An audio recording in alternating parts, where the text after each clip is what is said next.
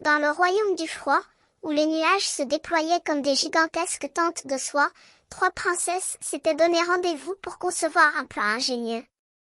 Elles portaient à la fois un diadème et un sourire éclatant, leur beauté glacée transparaissant sous les rayons du soleil polaire.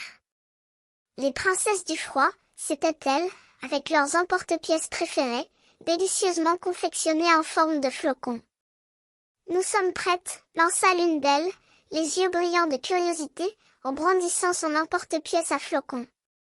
Les deux autres princesses se joignirent à la première, leurs diadèmes scintillant comme des éclats de glace sous la lumière froide. Elles formaient un alignement parfait, leurs mouvements harmonieux, comme si elles dansaient sur la piste du froid. Nous sommes des princesses du froid, coiffées de bien, répétèrent-elles en chœur, leur voix cristalline écho sur le vent froid. Les flocons qu'elles créaient étaient magnifiques, si bien que l'on aurait pu les envoyer directement aux enfants, sans attendre. Mais, tout à coup, les princesses se mirent à se soucier de l'avenir. « Et après cela ?»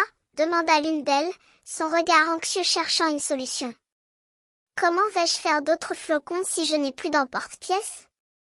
Un nuage, qui avait assisté à la scène, se manifesta, voilé d'un voile de neige. « Ne vous inquiétez pas, princesse du froid, dit-il, sa voix douce comme un soupir d'hiver. Je peux vous aider.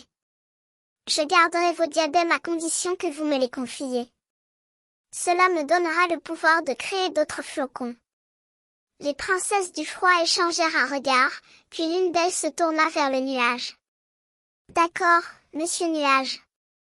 Nous vous confions nos diadèmes. » Et, sans attendre, le nuage les prit, son énergie glacée se déployant comme un rideau de glace sur les princesses.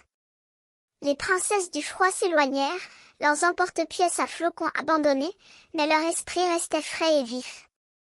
Ils savaient que, même sans leurs outils favoris, ils pourraient toujours créer des flocons, grâce à la générosité du nuage.